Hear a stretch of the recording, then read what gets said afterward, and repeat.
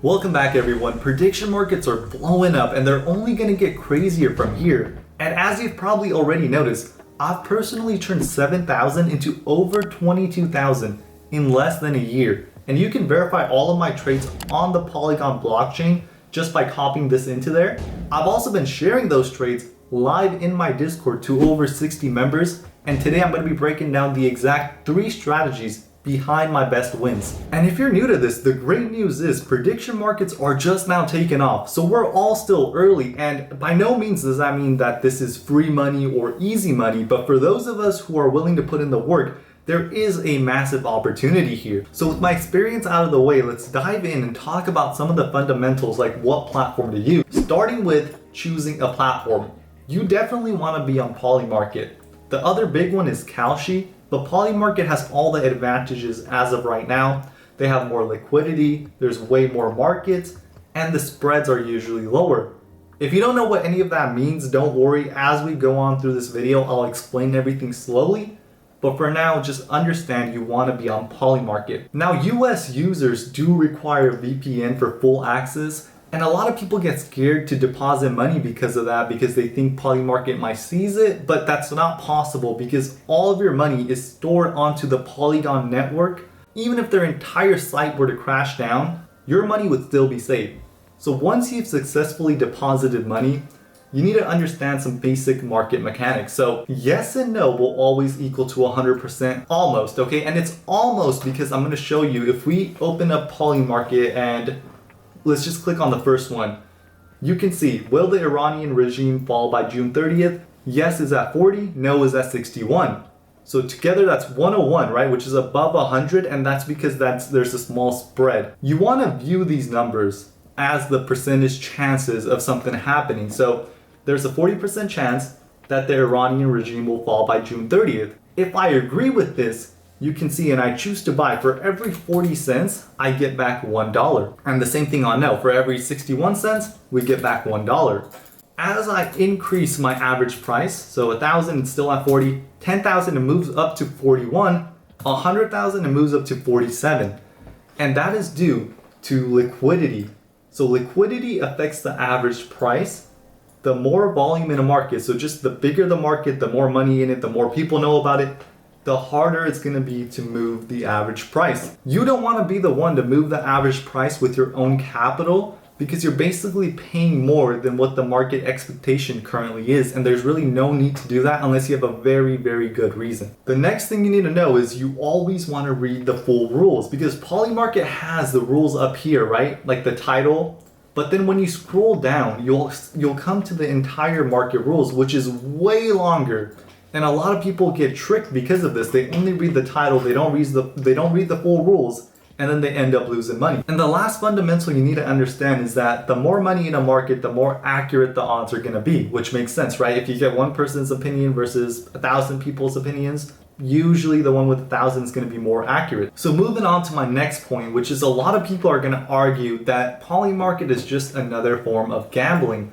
But it's not, and that's because gambling is determined purely by luck. So something like roulette, right? If you bet on red, you got a 48.6% chance to win, and that chance is the same no matter what you do. There is a house built in edge, so you're long term just going to lose no matter what. That's not the case with Polymarket. There is no house edge because Polymarket does not make money from you losing money.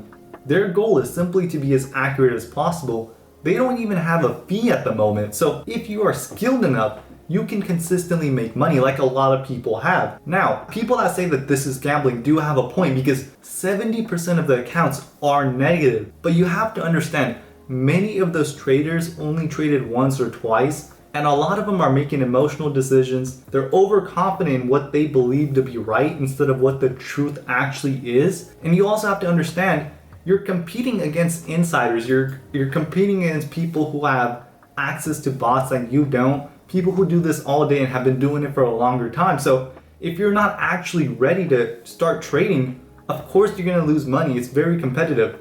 But there are tons of accounts, like I've mentioned. I'm one of the smaller ones. I've only made 22,000. There are people that have made hundreds of thousands, if not millions. And the key difference is you can do it consistently, unlike gambling. So with that out of the way, let's move on to the exciting portion of this video, which is gonna be the strategies. So the first one has to do with the recent Venezuela market. I have them all ready to go here. So if we click on this, you can see, will the US invade Venezuela? Buy. And if we go to what's already been resolved, you can see that January 31st ended up resolving to a no. And if we go to my Discord server where I post all my trades, you can see here that on 1/3/2026 at 1:55 a.m., I said to buy no on this very market at an average price of 66 cents. So at this point in time, we had already actually invaded. In fact, there was a Truth Social by Donald Trump talking about how Maduro's been captured and he was being flown back to the US.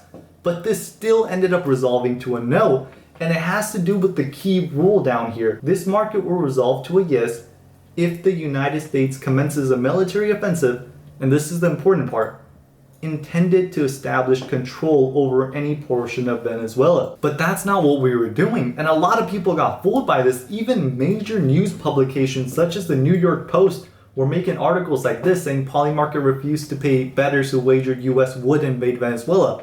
But as we know from the rules, not all of them got fulfilled. So the hardest part about this trade from me was being quick, right? You can see I made the trade at 1:55 a.m. as soon as I saw Trump's announcement. That was the hardest part because people quickly realized and started converting their shares. But all I really did here was interpret the rules better than most other people and did it quickly enough so that I could come out with a profit. Okay, moving on to the second strategy, which is my personal favorite, and that's betting alongside insiders. So the perfect example of this was on this market right here. And if we go to my Discord, you can see here that on 12/7/2025 at 10:51 p.m., I said to buy yes at an average price of 44% on this market. And we can see that just in a few hours, this ended up resolving to what I thought would happen. So how was I able to get this crazy 2x gain in such a short period of time? Well, what you need to understand about these MicroStrategy markets is that they're always filled with insiders. That's why on this date, when I noticed this market was kind of at a 50-50, I was very intrigued because markets that are filled with insiders and everyone knows about that, they usually quickly pick a side. So you'll see them either at like 80% yes or 80% no because, well, no one wants to bet against the insiders and they already know the answer. So this day, when I saw this market was kind of at a 50-50, I was very interested. And so I started doing some analysis. You can come down here to the top holders and view all the top holders on each market. And you'll notice that for the no side, there are two people right here providing massive liquidity to the yes holders. They have an insane amount of shares per person. And if we go to some of these yes accounts, they're very obvious insider accounts. So you can see this guy right here, only thing he's ever traded. This guy has probably made another account now, right? Only one prediction, and it's a massive MicroStrategy prediction. Same thing with this person right here. So everyone knew these were insiders buying yes. So why did these two guys put so much money into no? Well, if we click on this guy right here, you can see that if we go to his closed positions, you can see his biggest win ever was actually betting against insiders. On this market right here, he bet against insiders. This was at 91% chance, and it ended up resolving to a no, and the insiders ended up being wrong on this particular market. However, there was a big difference I noticed between the insiders being wrong that time and this date. I was way more confident in the insiders this time around because heading into this market closing, right, when I bought, there was only a few hours left for this market to be open. All of the insiders were non-stop buying yes like there's no tomorrow. There was an insane amount of confidence. Unlike the last time when they were wrong, they quickly started selling their shares. They didn't just hold it and wait for it to go all the way to zero. They took what they could, right? Whether it be a 60% loss, 70% loss, whatever it is, they sold out. That was not the case on this day. They were all buying non-stop. And in this situation, who am I going to side with? Two guys who are way overconfident. Now we know for sure that they were overconfident, or the insiders who have been correct 10 times and wrong once.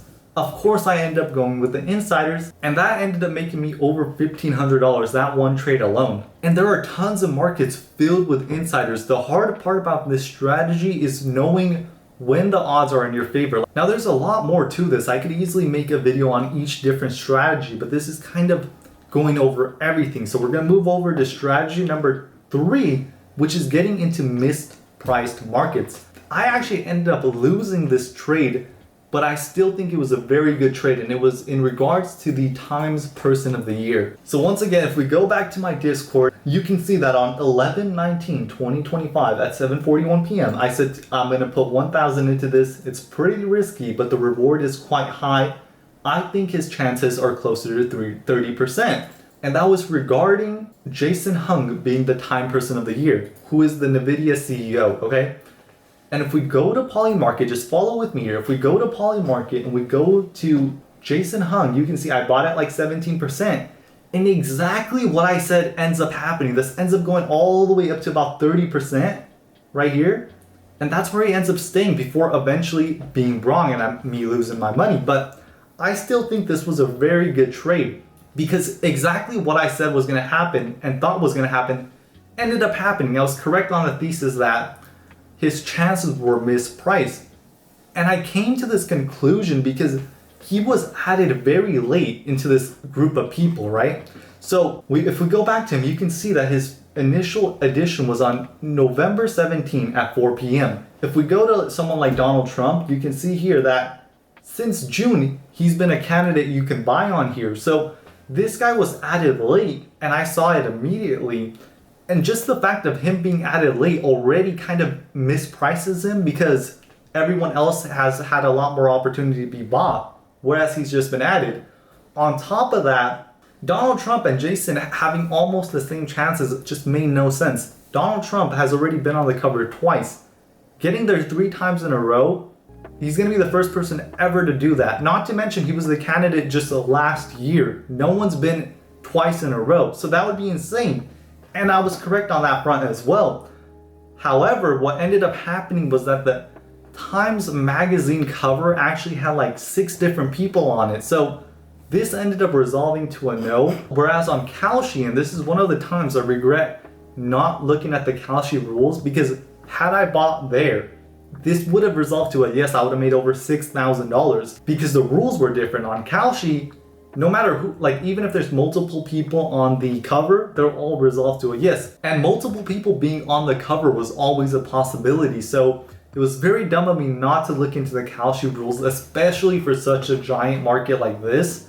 Because if I would have known that Kalshi was offering that, I would have 100% bought on there. So that was one of the rare instances where Kalshi would have been the better platform to buy on. I do want to also mention that I did end up selling $500 worth when this got to 30%, like I had expected. So I did only end up losing $500 on this trade. A loss either way, but a great learning opportunity. So that's a quick overview of 3 unique strategies you can use to make money. Now, each of these strategies definitely need a video of their own, and I have way more trades to showcase for each one. I'll leave it there for now because this video is getting way too long already, but I do want to leave off with a current trade that I'm in. So this is for the 2026 midterms. I bought that the House will be the Democrats and then the Senate will be Republicans. So currently I'm actually slightly down on my position, and I think it's an even better opportunity to buy, because the thesis basically is this was way up at 55% at one point and started falling after all the files got released, and now we have this war. So now